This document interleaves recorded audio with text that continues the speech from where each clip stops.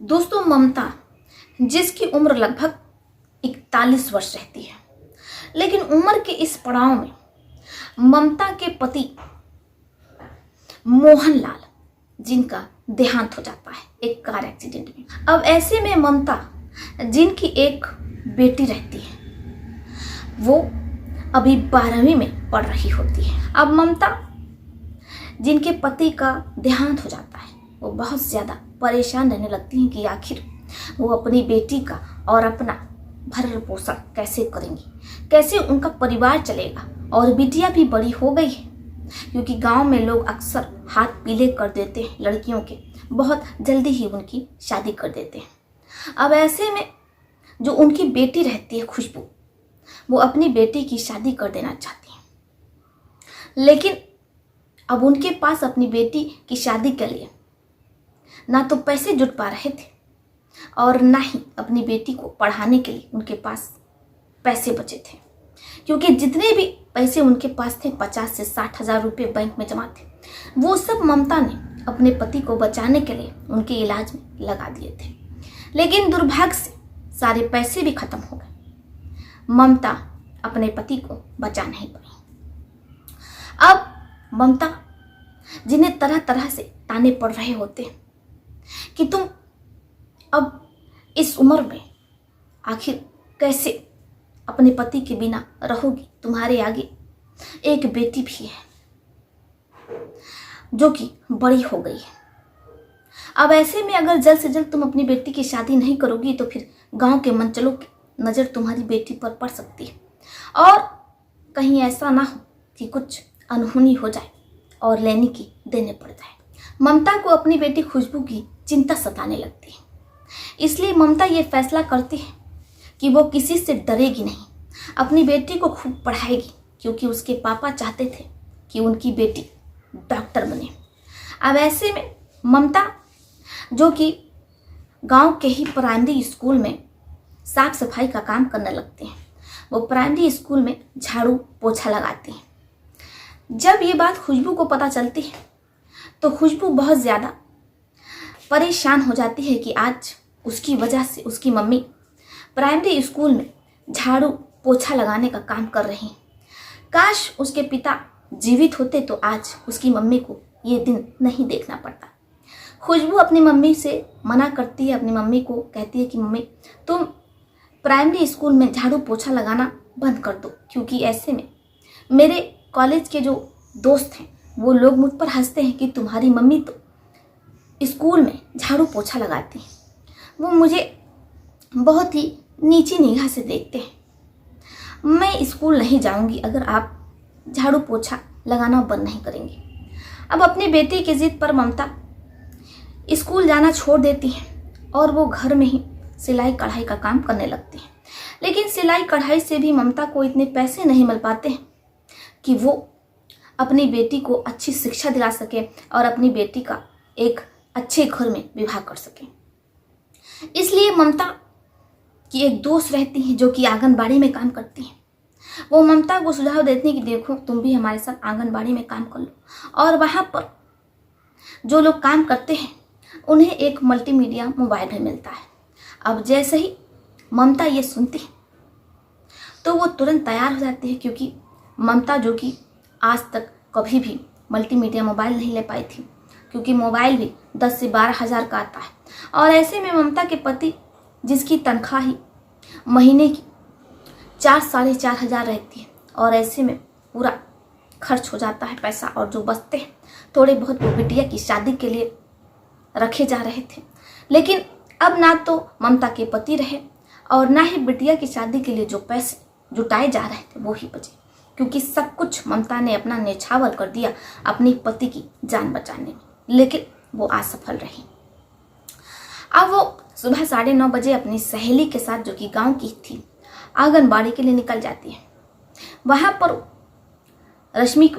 पर ममता को मोबाइल चलाने के बारे में सिखाया जाता है, उसे एक नया मोबाइल दिया जाता है, और उसी मोबाइल से ममता को जहाँ पर गांव की महिलाएं डिज़ाइनदार कपड़े हुए या फिर हाथ से बने हुए मिट्टी के बर्तन हुए, ऐसी अन्य बहुत सी सामग्रियाँ जो कि गांव के लोग ही अपने हाथों से बनाते थे, वो शहर में एक्सपोर्ट की जाती थी। और ममता और उसकी सहेली का ये काम होता था कि वो मोबाइल से लोगों को व्हाट्सएप कॉल करें, उन्हें समझाएं और उन्हें इस तरीके से रिझाएं कि वो लोग सामान खरीदने के लिए तैयार हो जाएं। अब ममता का रोज का यही काम था। वो घंटों मोबाइल पर बात करती, कस्टमर को डील करती और जैसे ही डील कंप्लीट हो जाती तो फिर शहर के लिए वो सारा सामान एक्सपोर्ट हो जाता। अब ऐसे ही समय बीत रहा होता है। ममता और उसकी बेटी खुशबू के जीवन में सब कुछ बहुत अच्छा चलने लगता है, किसी चीज़ की कोई कमी नहीं रहती है।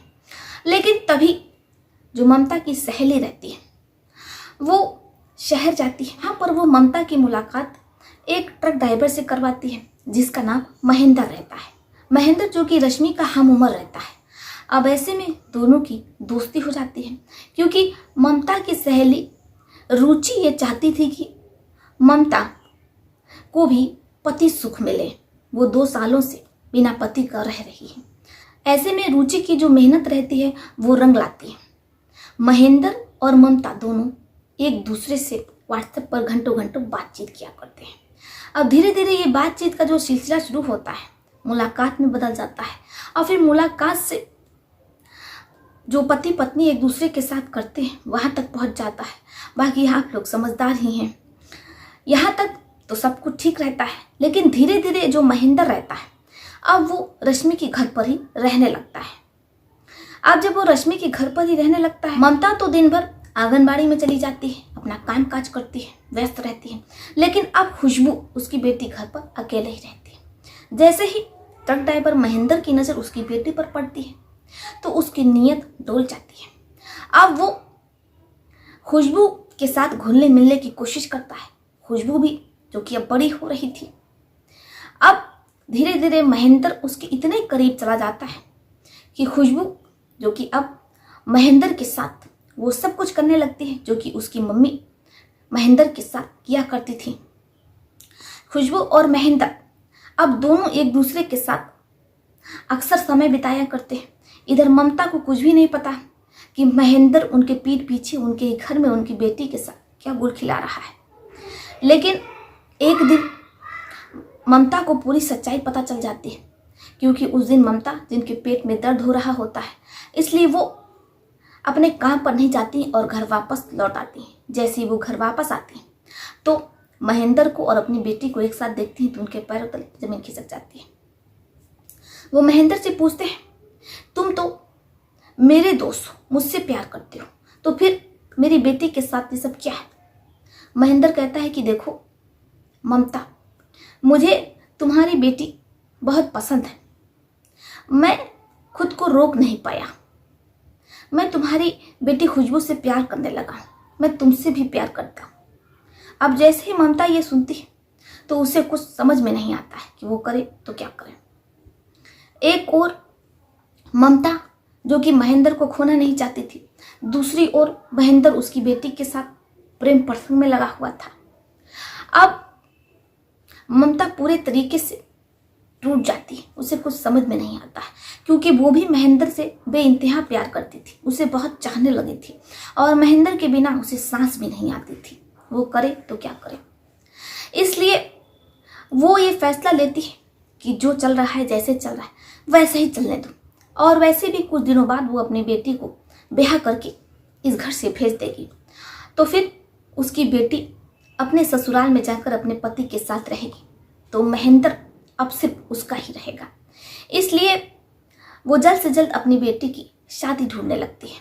महेंद्र, ममता और खुशबू, इन तीनों की जो जीवन की डोरी होती है वो एक धागे से बंध चुकी होती है। बाकी आपका क्या सोचना है?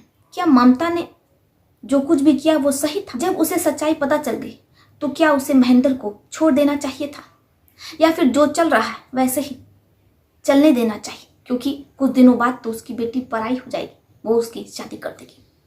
क्या ये सोच ममता की सही थी? ममता को क्या करना चाहिए था?